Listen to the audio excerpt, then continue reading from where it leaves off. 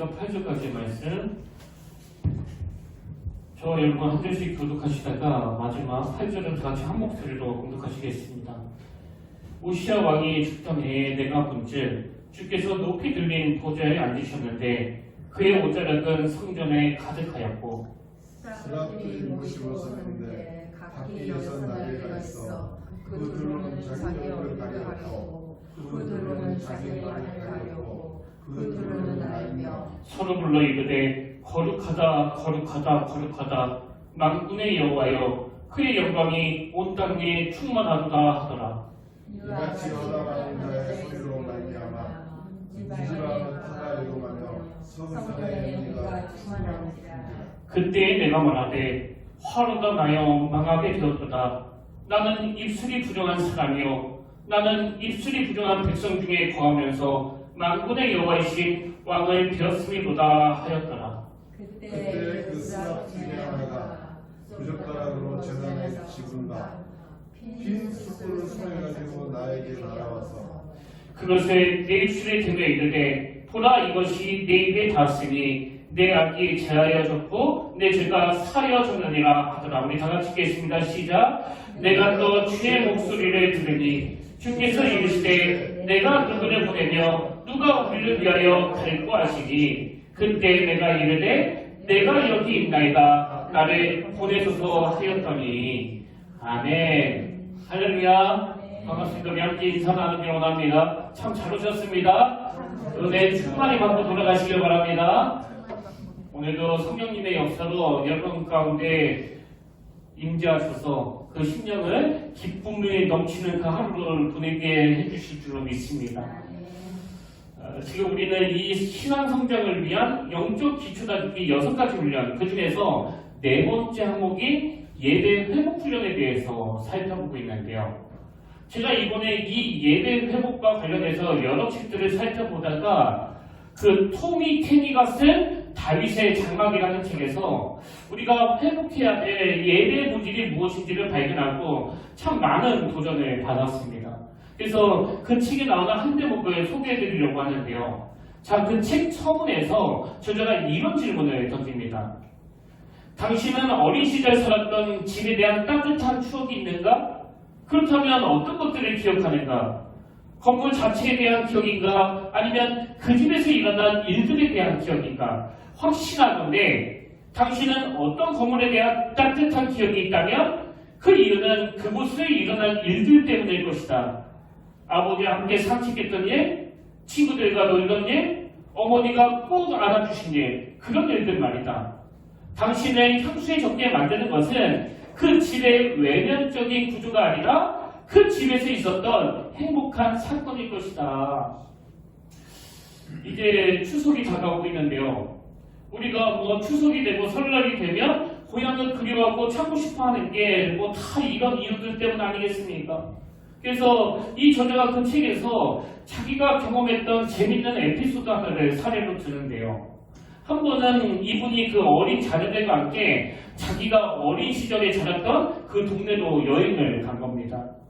근데 그날 날씨가 뭐 35도가 넘어가지고 막 엄청 덥고 엄청 습했다고 하는데요. 이분은 자기가 살았던 그 동네에 간다는 것만으로도 막 마음이 너무 설레고 너무 좋았다는 거예요. 그래서 골목골목을 다니면서 아, 내가 옛날에 살았던 그 집이 그대로 있네. 아, 뒤뜰에 나무도 그대로 있네. 아, 내가 저기에서 저런 일이 있었지.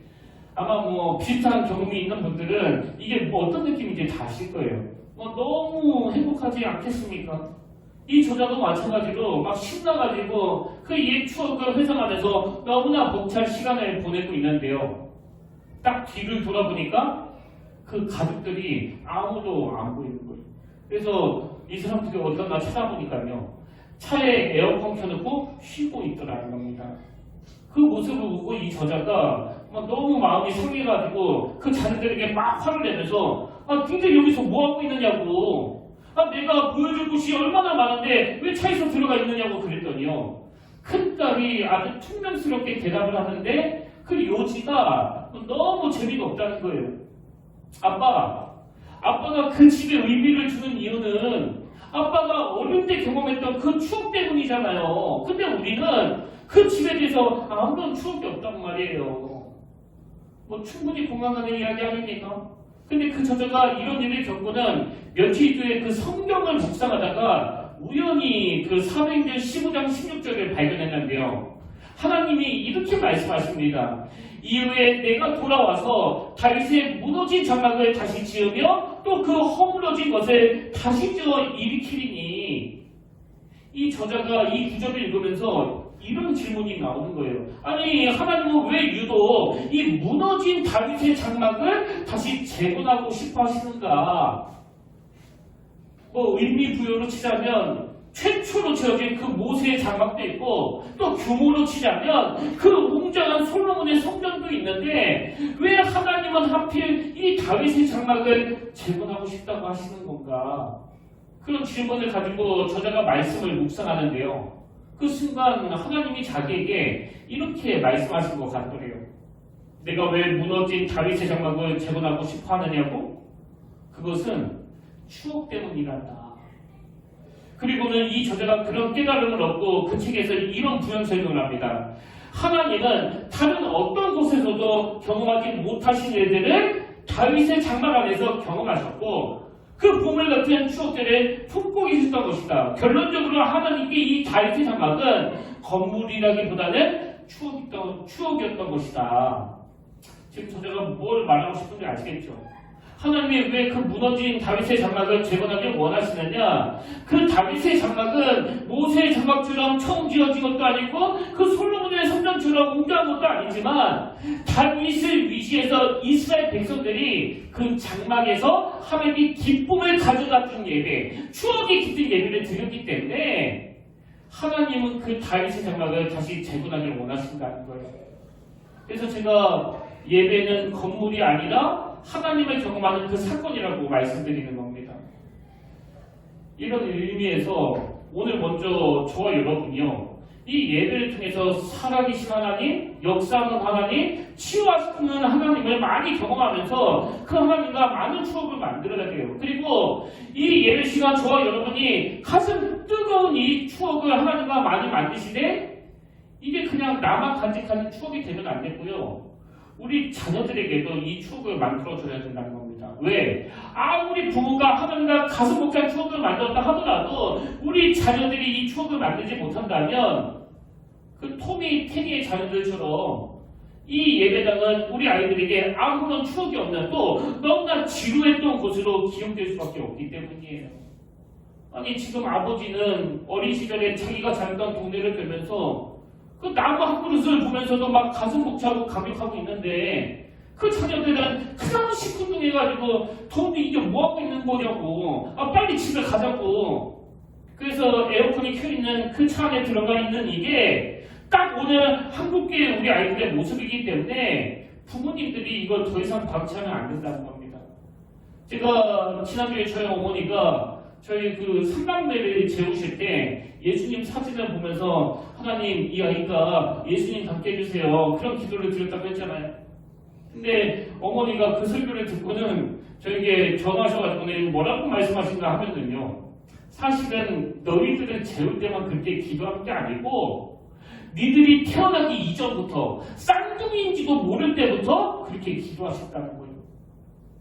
물론 제가 태어나지도 않았는데 어떻게 그 바깥 일을 다 알 수 있겠습니까? 그러나 분명한 건 아직도 제 내리 속에는 어머니가 그 할아버지 방에서 저를 업고서 기도하시던 장면이 너무 생생하게 남아있는 거예요. 근데 그 어릴 적 일이 기억에 왜 남아있다고요? 그게 저에게 추억이 됐기 때문이거든요. 저는 오늘 우리가 드리는 이 예배가 정말 하나님과 또 다른 추억이 만들어지는, 그래서 우리 자녀들 머릿속에도 아름다운 기억으로 자리 잡게 되는 그런 예배 시간이 되기를 바랍니다. 이게 예배와 관련해서 우리가 회복해야 될 가장 중요한 포인트예요. 이런 점에서 저는 그 책을 읽다가 요한계시록 2장에서 그 주님으로부터 꾸지람을 들었던 에베소 교회가 생각났는데요. 자, 주님이 왜 에베소 교회를 책망하시느냐? 계시록 2장 4절부터 보십시오. 그러나 너를 책망할 것이 있나니 너의 처음 사랑을 버렸느니라. 그러므로 어디서 떨어졌는지를 생각하고 회개하여 처음 행위를 가지라. 만일 그리하지 아니하고 회개하지 아니하면 내게 가서 내 촛대를 그 자리에서 옮기리라. 여러분 사실 뭐 에베소 교회도 그렇고요. 우리 모두는 이 죄성 때문에 처음 사랑을 끝까지 간직할 능력이 없는 자들이에요. 그 부부싸움을 왜 하느냐고. 처음에 그렇게 평생을 사랑할 것처럼 평생을 다 받아들일 것처럼 해놓고 왜 점점 시간이 가면 갈수록 뭔가 소원해지고 뭔가 시큰둥해지고 왜 그런 일이 생긴다고요? 뭐 다른 일 없습니다. 우리는 그 첫사랑을 끝까지 지켜낼 능력이 없기 때문이에요. 그래서 문제를 일으키는 거 아닙니까? 신앙생활도 마찬가지예요. 처음에 하나님을 인격적으로 만났을 때는 그렇게 뜨거운 감사와 감격으로 내가 부르시고 어디라도 달려가겠노라고 그렇게 선포하지만 시간이 갈수록 이 열정이, 이 사랑이 점점 식어가는 거 아닙니까? 근데 예배가 뭐라고요? 이 첫사랑을 회복하는 거예요. 이 식어버린 내 마음에 주님을 향한 그 감정을 되찾는 거, 이게 예배입니다. 그래서 저는 최근에 예배 감각이라는 책을 읽다가 여기서 참 도전을 받았는데요. 이 책에 대해서 주장하는 게 뭐냐니까 예배는 그냥 앉아있는 게 아니라 경험하는 거예요. 경험하는 거. 예배는 듣고 보고 만지고 움직이고 냄새맡고 맛보는 우리의 모든 감각이 작동되는 시간이라는 겁니다. 그래서 시편 기자도 시편 33편 8절에서 너희는 여호와의 선하심을 맛보아 알지어다, 이걸 강조하는 거 아닙니까? 여러분 우리는요 이 예배 시간에 하나님을 맛보아 알아야 돼요. 우리의 오감을 다 동원해가지고 그 선하신 하나님을 예배 시간에 만나고 느끼고 맛보고 경험해야 됩니다. 그래서 그 책에 보면 우리가 이 예배를 통해서 회복해야 될 감각이 그 4가지 있다고 설명하는데요. 첫째가 경외의 감각을 찾아야 되고, 둘째가 기쁨의 감각을 찾아야 되고, 셋째가 진리의 감각을 찾아야 되고, 넷째가 희망의 감각을 찾아야 된다. 근데 제가 이런 기준으로 오늘 본문을 살펴보니까 이사야가 예배를 통해서 회복된 게 바로 이 4가지 감각이었더라고요. 그래서 우리가 먼저 오늘 본문의 배경을 좀 살펴보기를 원하는데요. 자, 어떤 상황이길래 이사야에게 회복이 필요했나? 이사야 6장 1절을 보십시오. 우시야 왕이 죽던 해에 내가 본즉 주께서 높이 들린 보좌에 앉으셨는데 그의 옷자락은 성전에 가득하였고, 여기 보니까 우시야 왕이 죽던 해에 이렇게 말씀을 시작하는데요. 여러분 이게 어떤 의미를 가지고 있냐면, 그 당시 이 우시야 왕은요 나라를 엄청 잘 다스렸던 왕이거든요. 그 16세 젊은 나이에 왕에 오른 후 그 예루살렘 요새를 수리하고 이스라엘 군대를 정비하고 재조직해서 막 영토를 넓혀가지고 그 솔로몬 이후로 남유다의 가장 큰 번영을 가져다 준 뭐 대단한 왕입니다. 그래서 제가 그 윌리엄 블레이드라는 분의 그 소문문을 보니까요, 이 우시야 왕은 평가하기를 우시야 왕은 재위 기간 동안 거듭되는 개혁으로 선대 다윗왕의 위대함에 견줄 만한 영광을 남왕교에 가져왔다. 여러분 이스라엘 백성들에게 있어서 이 왕은 다윗왕의 위대함에 견줄 만하다 그러면 뭐 더 이상 설명이 필요 없는 거 아닙니까? 한마디로 정치를 어마어마하게 잘했다는 뜻이에요. 그리고 그뿐만 아니라 이 우시야라는 이름 자체가 여호와는 나의 힘, 이런 뜻이거든요. 그래서 이 우시야가 16세의 왕에 오르자마자 제일 먼저 한 게 역대하 26장 4절 5절에 나옵니다. 우시야가 그의 아버지 아마시아의 모든 행위대로 여호와 보시기에 정직하게 행하며 하나님의 묵시를 탈취하는 스가랴가 사는 날에 하나님을 찾았고, 그가 여호와를 찾을 동안에는 하나님이 형통하게 하셨더라.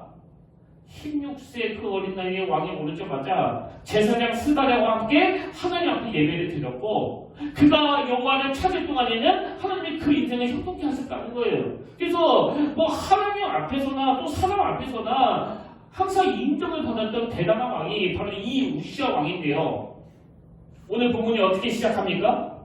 우시야 왕이 죽던 해예요. 그럼 왜 이런 대단한 왕이 죽게 되었느냐? 여러분도 아시지만 이런 사람들에게서 꼭 그 나타나는 증상이 있잖아요. 교만.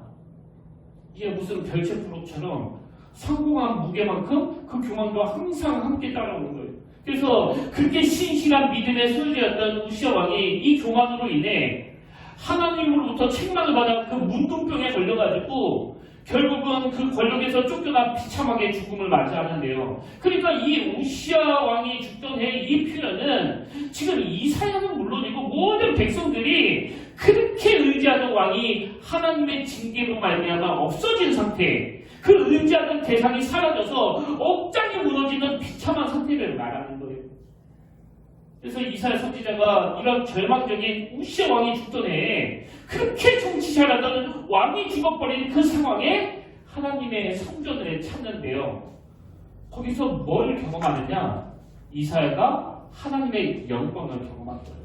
보면 2절이 그 내용 아닙니까? 스랍들이 모시고 섰는데 각기 6날개가 있어. 그 둘로는 자기 얼굴을 가리었고 그 둘로는 자기의 발을 가리었고 그 둘로는 날며 서로 불러 이르되 거룩하다 거룩하다 거룩하다 만군의 여호와여 그의 영광이 온 땅에 충만하다 하더라.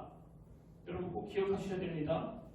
우리가 의지하던 그 무엇, 우리가 매달리던 그 무엇이 사라져서 실패 아픔을 경험할 때가 바로 우리 하나님의 영광을 경험할 때인 줄로 믿으시길 바랍니다.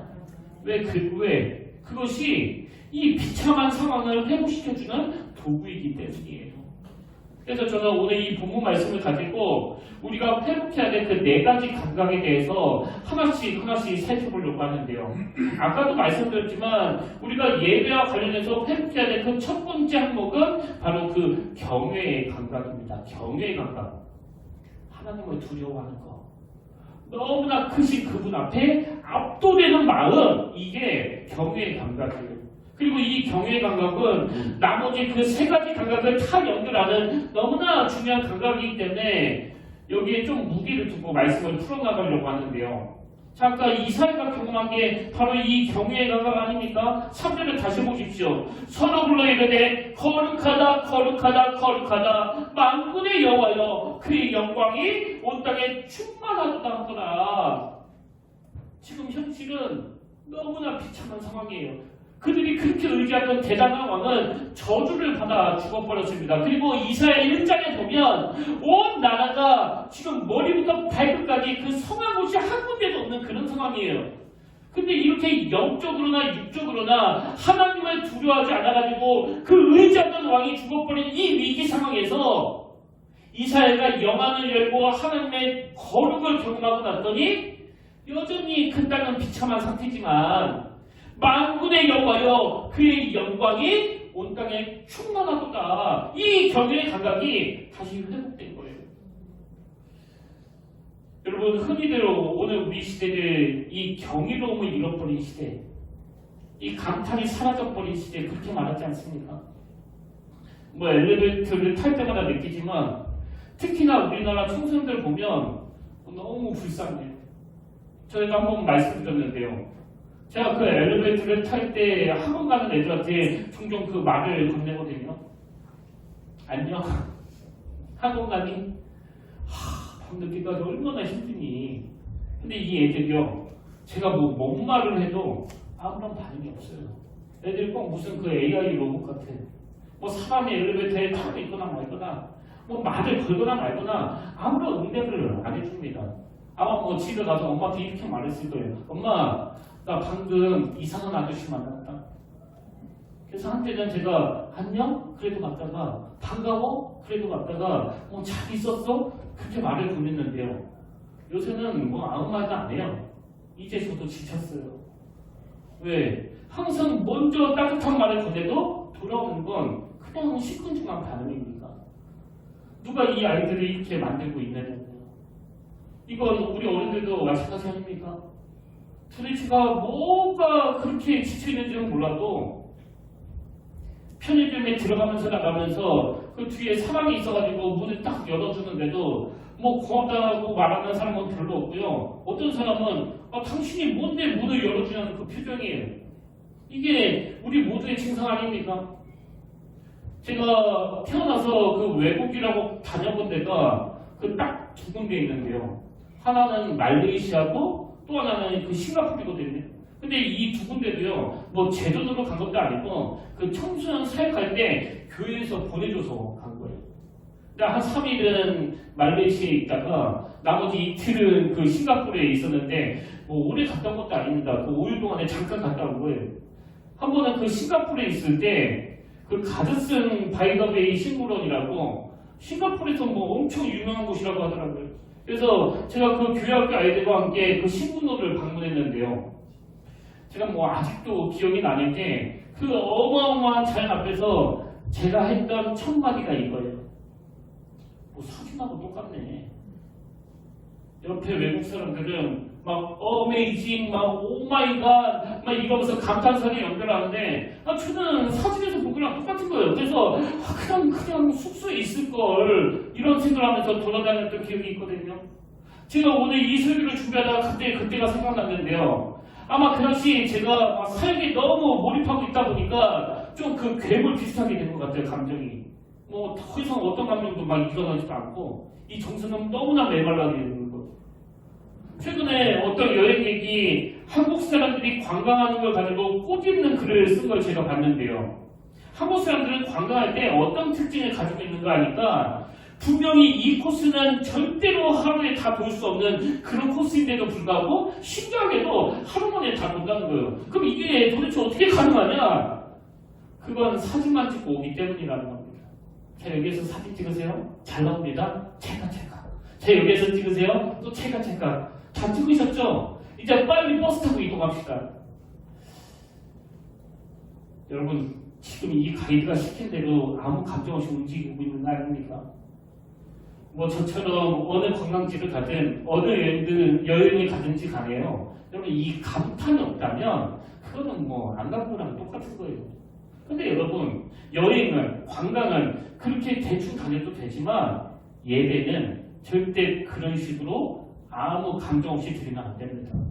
하나님도 그걸 지적하시는 거 아닙니까? 이사야 1장 11절 12절 여호와께서 말씀하시되 너희의 무수한 채물이 내게 무엇이 유익하며 나는 수장의 번제와 살찐 짐승의 기름에 배불렀고 나는 수송아지나 어린 양이나 수점수의 피를 기뻐하지 아니하노라. 너희가 내 앞에 보이노니 이것을 누가 너희에게 요구하였느냐? 내 마당만 밟을 뿐이니라. 여러분 지금 너희가 내 앞에 보이러온다 이게 무슨 뜻이에요? 행위는 내 앞에 왔을지는 모르지만 하나님이 원하시는 그 마음은 안 가지고 왔다는 거 아닙니까? 그래서 예배는 내가 여기 앉아있는 애가 중요한 게 아니라 어디서 예배를 드리건 내 마음이 실려있느냐 이게 중요하다는 거예요. 그런 의미에서 오늘 여러분은 하나님 앞에 어떤 예배를 드리고 계세요? 그 광대하신 하나님, 그 창조자 하나님께 내 마음을 드리고 있습니까? 아니면 아무 감정도 드리지 않는 예배, 무슨 도장 찍듯이 무슨 관광사진 찍듯이 그렇게 잠깐 들렸다 가는 예배입니까? 저는 오늘 우리가 드리는 이 예배가 아까 그 토미 테리가 너무나 더운 그 35도 날씨에도 불구하고 어린 시절에 그 추억이 돋아나가지고 막 골목골목을 찾아다니는 것처럼 그런 설레임이 있는 예배, 그런 뜨거움이 있는 예배가 되기를 바랍니다. 그리고 이 예배가 하나님이 그 무너진 다윗의 장막을 다시 재건하고 싶어 하시는 것처럼 오늘 우리의 예배가 하나님이 추억하시는 예배가 되기를 바랍니다. 근데 여러분 우리가 이 광대하신 하나님에 대한 경외의 감각을 회복하는 게 왜 중요한가 하냐면요, 하나님의 크심에 압도되는 순간 내 존재를 귀하게 여기시는 그 하나님을 느끼게 되기 때문이거든요. 그래서 시편 8편 1절에 보니까 다윗이 여호와 우리 주여 주의 이름이 온 땅에 어찌 그리 아름다운지요 주의 영광이 하늘을 덮었나이다. 다윗이 이렇게 주님의 이 위대하심을 깨닫고 나서 어떤 고백을 하느냐, 3절 4절 주의 손가락으로 만드신 주의 하늘과 주께서 베풀어 주신 달과 별을 내가 보니, 그 다음 보세요. 사람이 무엇이기에 주께서 그를 생각하시며 인자가 무엇이기에 주께서 그를 돌보시나이까. 저는 매 예배 때마다 이 하나님을 향한 경외의 감각이 회복됨으로 말미암아 그 크신 하나님의 형상을 닮은 하나님의 자녀로서 또 백성으로서 여러분의 존재가 날마다 성장해 가시기를 주님 이름으로 축복합니다. 그런가 하면 두 번째로 우리가 예배와 관련해서 회복해야 될 감각은 그 기쁨의 감각입니다. 기쁨의 감각.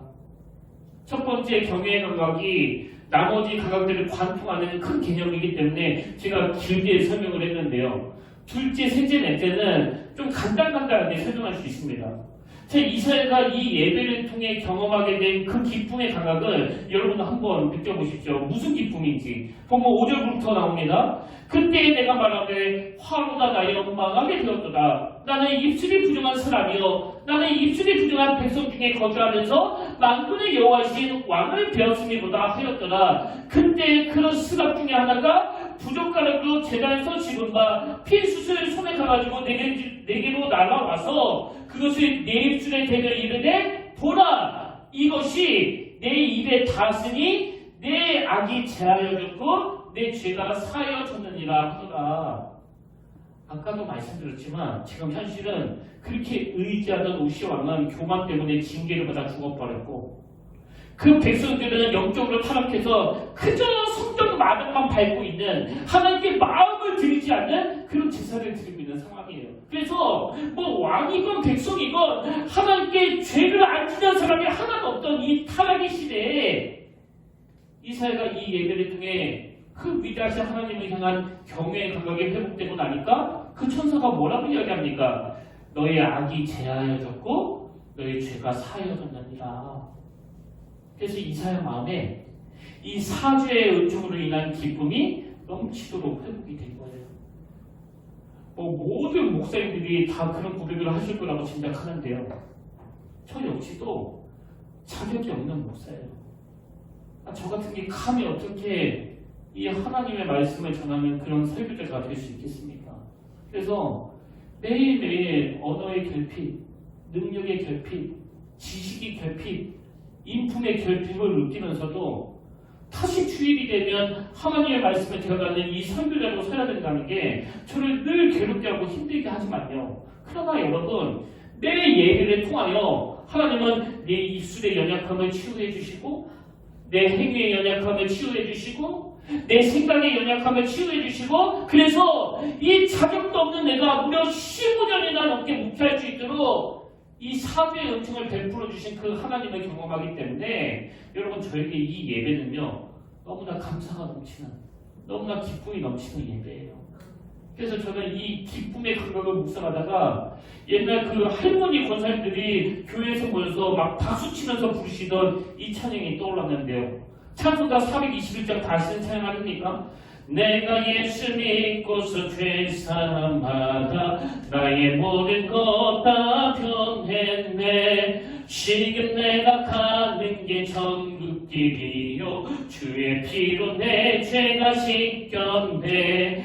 나의 모든 것 변하고 그 피로 구속받았네. 하나님은 나의 구원 되시오니 내게 정죄함 없겠네. 여러분도 아시지만 그 할머니들이 사시던 60년대 70년대 초는요 기쁜 일이 하나도 없던 세상 아닙니까? 오죽하면 북한보다 못 살아가지고 그 필리핀 원주를 받던 그런 상황이에요. 밥을 굶던 시대란 말입니다. 근데 제가 이번에 어느 자료에 보니까 그 60년대 70년대 교회에서 권사님들이 제일 많이 불렀던 찬양이 바로 이 찬양이래요.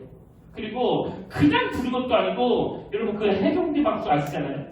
이 박수를 치면서 말로 다 할 수 있는 기쁨으로 하나님 앞에 이 찬양을 부르셨다고 하는데 제가 어제 이 할머니 권사님들에게 왜 이 찬양이 기쁨이 됐을까를 묵상해 보니까요. 2절 가사가 이렇습니다. 주님 밝은 빛에서 어둠에 치니 나의 모든 것 다 변했네. 지금 내가 주 앞에 온전케 됨은 주의 공로를 의지함일세. 여러분 그 어려운 시대를 살았던 할머니 권사님들의 마음에 무슨 기쁨이 넘치는 거예요? 나는 자격 없는 인간. 나는 죄로 인하여 하나님과 영원히 원수가 될 수밖에 없는 인간. 나는 그 형벌 앞에 두려움으로 살아갈 수밖에 없는 인간인데 그 찬양을 부르면서 하나님 앞에 그 죄사함의 은총을 누리게 된 거예요. 그래서 여러분 우리가 주일날 교회 오자마자 드려야 되는 기도는요 바로 그 회개 기도입니다. 회개 기도.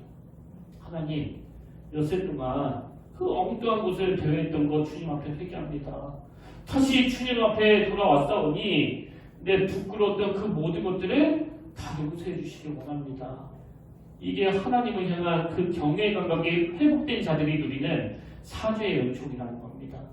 그래서 여러분 오늘도 제가 이렇게 목회할 수 있는 공로는요 저에게서 나오는 게 아니고 그 십자가에서 나오는 거예요. 이 자격 없는 나 같은 것을 끊임없이 손잡아 주시며 그 기쁨의 자리로 인도해 주시는 하나님을 오늘 여러분도 이 예를 통해 꼭 경험하게 되시길 바랍니다. 세 번째로 우리가 예배와 관련해서 회복해야 될 감각은 바로 진리의 감각이에요. 진리의 감각. 저는 이 진리의 감각을 묵상하다가 우리가 지난주에 나눴던 요한복음 4장 23절 말씀이 생각나는데요. 제가 이 구절에서 아주 중요한 포인트 하나를 놓쳤더라고요. 자, 보십시오. 아버지께 참되게 예배하는 자들은 영과 진리로 예배할 때가 오나니 곧 이때가 아버지께서는 자기에게 이렇게 예배하는 자들을 찾으시느니라. 여러분 제가 지난주에 이 구절을 읽으면서도 이렇게 이 단어를 못 본 거예요. 자, 그럼 이렇게 예배하는 게 어떻게 예배하는 거냐? 강조점을 달리해서 23절을 다시 한번 보십시오. 아버지께 참되게 예배하는 자들은 영과 진리로 예배할 때가 오나니 아버지께서는 자기에게 이렇게 예배하는 자들을 찾으신대요. 여러분 뭐 감정에 막 들뜬 예배가 예배 안 드리는 것보다는 뭐 낫겠지만 글쎄요 뭐 자기가 듣고 싶어하는 이야기만 듣고 좋아하는 막 그런 예배라면 이렇게는 해당되지 않을 것 같은데요. 그럼 이렇게 예배한다는 게 어떻게 예배하는 거냐? 냉철하게 내 자신의 연약함을 하나님 앞에 있는 그대로 다 고발당하는 그 영의 예배예요. 또 성령님의 인도하심으로 아무리 지금 그 깨끗한 옷을 입고서 예배를 드린다 할지라도 내 내면은 주님 앞에 죄인이라는 사실을 자각하는 이 진리에 입각한 예배, 이게 영과 진리로 드리는 예배예요. 그래서 이사야가 보면 5절에서 그때 내가 말하되 화무다 나여 망하게 되었도다, 이런 고백을 하는 거 아닙니까? 왜 이런 고백을 하는 거예요? 예배 가운데 자기의 본 모습을 깨닫게 되는 거거든요. 그래서 여러분 오늘날 예배가, 오늘날 설교가요 그저 가벼운 데만 살살살살 앉아주고 그냥 위로만 해주는 이런 설교라서 위험한 거예요. 하나님의 임재가 있는 예배는요 그 진리가 처절하게 자기 내면을 관통합니다. 예배를 통해서 네가 그래갖고 목사냐? 네가 그 입만 살았는데? 그리고 그 진리가 내 심령을 관통할 때 이사야처럼 화루가 나여 망하게 되었도다, 이 회개 역사가 나타나는 게 영과 진리가 살아있는 예배라는 거예요. 그래서 아까 언급했던 그 에베소 교회를 향한 주님의 책망을 여러분 다시 한번 보십시오. 계시록 2장 4절. 그러나 너를 책망할 것이 나니 너의 처음 사랑을 버렸느니라. 그리고는 5절. 그러므로 어디서 떨어졌는지를 생각하고 회개하여 처음 행위를 가지라. 선포되는 말씀을 통해서 내가 어디서부터 잘못했지? 내가 왜 그 하나님에 대한 감격을 잃어버렸지? 내가 왜 교만해진 거야? 이렇게 어디서 떨어졌는지를 생각하고 회개하여 처음 행위를 가지는 그게 바로 예배 시간인 줄 믿으시길 바랍니다. 오늘 예배 가운데 화로다 나여 망하게 되었도다, 이 사실이 자각되는 저와 여러분들 되시길 바랍니다. 마지막 네 번째로 우리가 회복해야 될 감각은요 희망의 감각이에요. 희망의 감각. 여러분 아무리 이사야가 듣고 보고 만지고 움직이고 냄새맡고 맛보는 이 오감이 작동되는 예배를 드렸다고 하더라도요 이 8절에서 이 고백이 없었다면 그는 온전한 예배를 드린 게 아닙니다. 자 8절을 보십시오. 이사야가 이렇게 말합니다. 내가 또 주의 목소리를 들으니 주께서 이르시되 내가 누구를 보내며 누가 우리를 위하여 갈보하시니. 그랬더니 이사야가 이렇게 말합니다. 그때 내가 이르되 내가 여기 있나이다, 나를 보내소서. 지금 이사야가 예배 드리면서 뭐가 회복된 거예요? 그 내면에 이 희망의 감각이 회복된 거예요. 그러면 이 희망의 감각이 어떻게 회복됐느냐? 이사야가 그 천사들이 막 거룩을 찬양하는 모습을 보면서 위대하신 하나님, 역사의 주관에 되시는 그 하나님에 대한 이 경외의 감각이 회복되고 나니까 하나님이 누가 나를 위하여 갈고 그렇게 물으실 때 바로 이사야 내면에서 어떤 희망이 생겼습니까? 그 전능하신 하나님이 일하신다면 우리 민족 아직 소망이 있다. 아무리 머리부터 발끝까지 성한 것이 하나도 없다고 할지라도 아직 희망이 있다. 그리고 비록 내가 입술의 부중에서 망한 인생이지만 아버지 나를 써주시옵소서. 내가 여기 있나이다. 이 희망의 감각이 회복된 거예요. 그래서 여러분 우리 모두 매 예배 때마다 이 꿈틀꿈틀거리는 그 희망의 감각이 회복돼야 하는데요. 그 희망이 뭐 남편 변하는 거? 뭐 아내가 변하는 거? 그거 아니에요. 오늘 이 설교 들고 뭐 저희가 좀 뭐 깨달았겠지? 이런 생각을 하신다면 그건 예배 잘못 드린 거예요. 왜? 모든 예배는 희망을 가져다 주는데 그 희망은 화로다 나여 망하게 되었도다. 이 자각에서부터 시작되거든요. 저는 오늘 이 예배를 통해 이사야처럼 저와 여러분의 입중에서 화로다 나여 망하게 되었도다. 이 회개의 역사가 일어나는 동시에 하나님이 주시는 그 희망의 메시지로 아버지 내가 여기 있나이다. 나를 보내소서. 이 고백이 터져나오게 되기를 주님 이름으로 축복합니다. 오늘 결론을 이렇게 맺기를 원합니다. 사실 저는 그동안 한교회를 다니는 목사로서 제 스스로 항상 늘 부족하다는 생각을 했기 때문에 하나님이 우리 교회 안에 좀 저를 도와서 함께 양육에 힘쓸 그런 중직자들을 좀 많이 보내주시면 좋겠다고 생각하고 또 그걸 위해서 계속 기도를 드렸는데요. 제가 오늘 말씀을 준비하면서 하나님이 이런 저의 생각을 완전히 바꿔주셨어요. 제 마음에 새로운 목표가 생기면서 이런 기도가 나온 겁니다. 하나님, 이제 우리 평택교회는 이미 성장한 그 중직자들이 세워져가는 그런 교회가 아니라 아버지 초신자들이 세우는 교회, 처음 예수 믿는 사람들이 이 교회에서 드리는 예배를 통해 살아계신 하나님을 만나고 성령 충만을 경험하고 그래서 그들 입술에서 아버지 내가 여기 있나이다. 나를 보내줘서 이렇게 고백하는 자리까지 가는 게 제 목회의 꿈이 되기를 원합니다. 여러분 성경에 기록된 대로 먼저 된 자가 나중 되고 나중 된 자가 먼저 된다고 한다면 저는 정말 이 교회에서 그 모태신앙인 제가 제일 그 끄트머리에 서 있기를 원하거든요. 초신자분들이 그 신앙의 서열에서 제일 앞서가길 원합니다. 그런 의미에서 이게 오늘 예배를 통해 하나님이 저에게 주신 그 희망의 메시지라면 오늘 여러분에게 주신 그 희망의 메시지는 뭐예요? 저는 저와 여러분이 오늘 드리는 예배를 통해서 하나님께서 이사야에게 주셨던 이 희망의 감각이 다시 회복되기를 원합니다. 그래서 가정에서 그리고 직장에서 그리고 교회에서 예배 드릴 때마다 이사야처럼 내가 여기 있나이다. 나를 보내소서. 이런 놀라운 결단이 일어나게 되기를 바랍니다. 그리고 우리 평택교회는 처음 예수 믿는 분이나 오래 예수 믿는 분이나 모든 감각을 동원하여 하나님 앞에 영과 진리에 입각한 예배를 드리는 하나님이 기뻐 찾으시는 그런 예배자가 되시기를 주님 이름으로 축원합니다.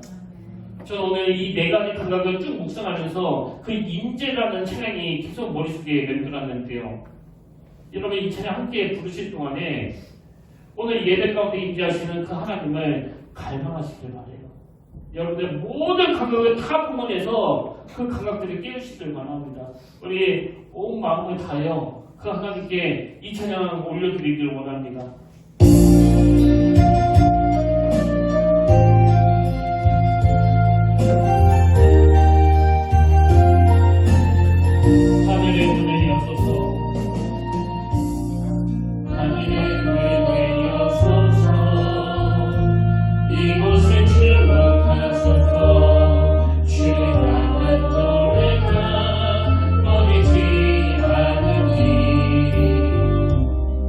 하늘에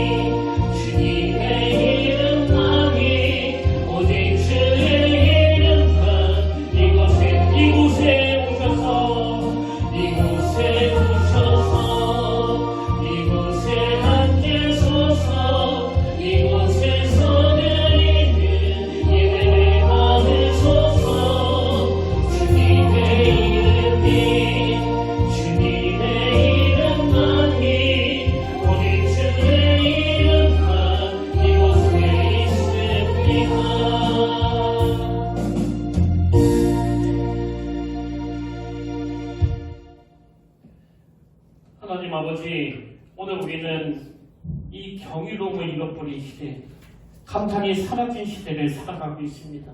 그래서 하나님께 드리는 이 예배조차도 아무 감격 없이 그냥 마당만 밟고 가는 건 아닌지 우리가 한번 돌아보기를 원합니다.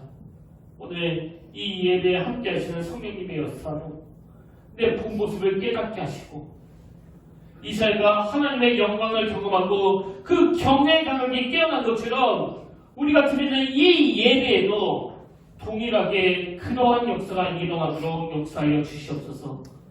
그러면 오늘 하나님의 그 크심이 나 같은 죄인을 어떻게 구원의 길로 인도해 주셨는가를 너무너무 벅찬 가슴으로 그 뜨거운 마음으로 바라보기를 원합니다. 이 예배가 그 십자가의 공로로 내가 하나님의 자녀가 되었음을 깨닫는 시간이 되게 하시고 다시금 그 사죄의 은총으로 인한 기쁨이 내 안에 넘치도록 은혜를 내려 주시옵소서. 그래서 앞으로 우리 평택교회는 이 예배의 감각을 회복한 자들이 함께 세워져가는 교회가 되어 하나님과 함께 그 많은 추억을 만들어갈 뿐만 아니라 이 추억들이 우리 자녀들에게도 그대로 흘러가 그들이 입술에서 예배드림이 어떤 기쁨을 제공하는지를 간증하는 아름다운 교회로 성장하도록 인도하여 주시옵소서. 그 은혜의 자리로 인도하여 주실 그 주님을 기대하며 이 모든 말씀 우리를 죄에서 구원해 주신 예수의 이름으로 간절히 기도드립니다. 아멘. 이제 우리 다 자리에서 일어나셔서 파국 찬양으로 우리는 주의 움직이는 교회 이 찬양 함께 부르기를 원하는데요. 이 찬양은 오늘 말씀을 그대로 녹여놓은 찬양입니다. 우리 가사를 묵상하면서 이렇게 함께 선포하기 원합니다. 우리는 주의 움직이는 교회.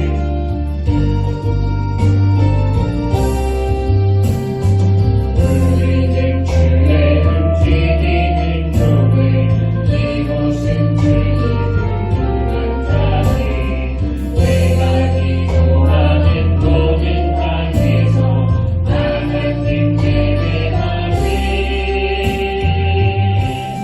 그날의 고향에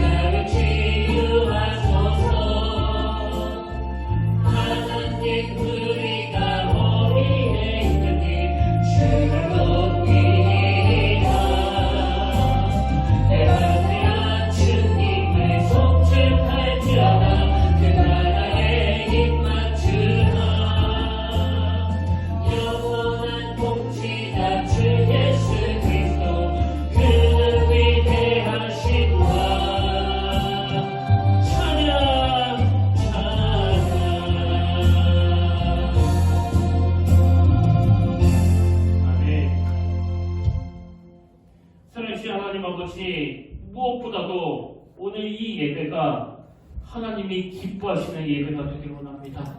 예배는 장소가 아니라 사건이라고 한다면 우리가 드리는 매 예배가 우리 삶의 변화를 가져다주는 사건이 되게 하여 주시옵소서.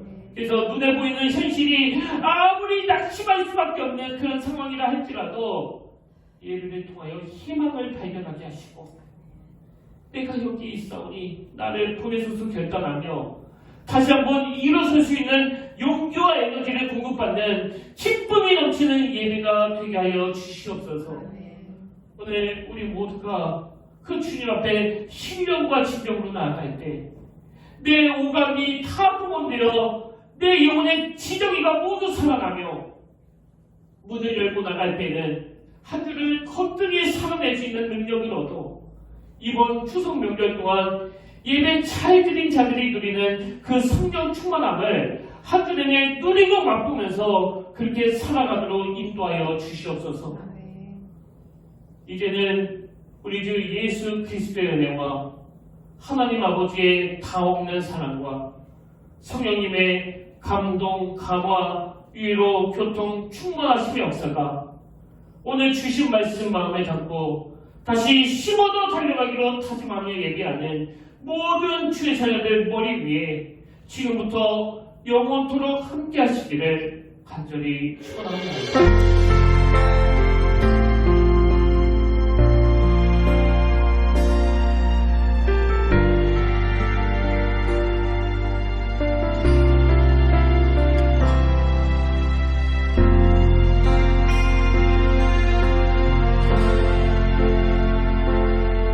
지금 서 있는 이곳에서 높임을 받으소서. 내가 밟는 땅 주님의 땅